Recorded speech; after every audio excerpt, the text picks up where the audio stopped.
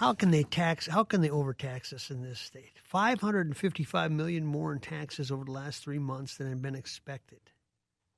Who projected that? Who are these people? Are they taking too much from us? We already have a surplus.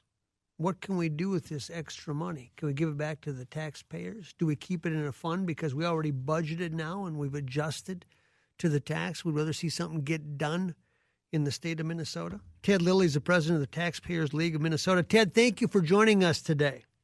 Mike, thank you for having me. Well, first of all, why does this happen? Is this just simply the product of you can't tell where the economy is going to go, and the economy's been good enough in Minnesota that this is actually a celebration? Well, I don't know if it's a celebration for the families in Minnesota. I guess that's really the concern, Mike, is we're trying to be competitive in Minnesota with our neighboring states and with the rest of the country and the world. And when we tax as much as we do in Minnesota, everybody knows that we're a high-tax state, but we talk about quality of life and other issues. But when we tax this much and collect more than we need to run our government, that really is a concern for the citizens of Minnesota. Who misses the mark on this? Who forecasts this? How does this happen? How does it come to fruition? Well, in the state of Minnesota, we have people, very gifted people, that are trying to figure out how much money is going to come in. They look at the national numbers, the national economy, and try to figure how that will impact the state of Minnesota. But we have been off significantly the last 4 or 5 different times that we've predicted these numbers. I mean, we've had surplus after surplus after surplus now in these numbers and, excessive revenue collections. And basically what it's saying is we're just taxing people more than we need to. So how do you readjust that, though? How does this get assessed so they don't make the same mistake? Well, I think that's a great question, Mike. I think we should be reassessing this. We already have $1 billion left over from the last session that has not been spent. It's just sitting on the bottom line of the state. And at the same time, here we have families that are trying to make decisions about, where to send their kids to college and how to pay for it.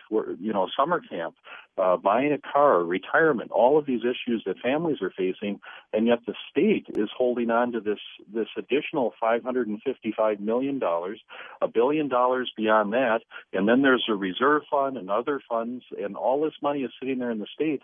But why can't the people of Minnesota have the money in their own account so they can make decisions?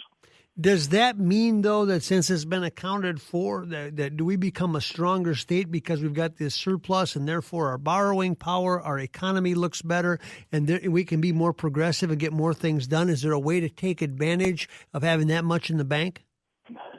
Well, if one believes that the state government is the way to get things done, the Taxpayers League and most people in Minnesota, I believe that the family is the place that we should be proud of getting things done. How successful are our children? How successful are our families? How are our small businesses doing? How is Main Street doing? The state of Minnesota, the metro area, we're doing pretty well. But if you look around the state of Minnesota, the Iron Range is suffering with the mines closing. We have situations around the state where young people are not able to find jobs. Minority populations are not able to find jobs. There are many in Minnesota who are doing very well, but there also are those groups in Minnesota who are not doing as well. And when the state holds on to this much of our equity, this much of our income, it's a full 2.5% of our state budget is just held in excess money. We ought to find a way to leave that with the family so that they can succeed. Ted, do you know how much would be per household or per person if they gave it back? I haven't done that number. Have not done that number. I mean, would it be significant, do you think, or would it be enough just say, they go, hey, just keep it and do something good with it? Well, I think it's significant if you need to pay for your bills. Mm-hmm. Certainly it is significant. But again, there are certain ways that we could address this, Mike. One of the ways is in this last session, they discussed eliminating the tax on Social Security benefits. Minnesota is one of only 7 states that tax Social Security benefits. And in 2008, there were 14 states that tax Social Security benefits. So we're moving away from that as a country, but Minnesota still taxes Social Security benefits. We tax veterans benefits. We tax estates at higher level than others.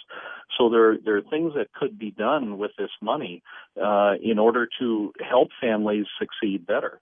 One of the other things that we really ought to talk about, Mike, is the gas tax. This last session, we talked a lot about the gas tax and that we need more money for gas tax.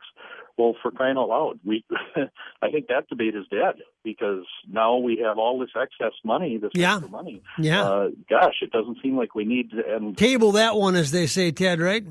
Yeah, that's right. Hey, Ted, appreciate it very much. Thanks so much for joining us on short notice. Thank you, Mike. Have a great afternoon. You bet. Ted Lillie.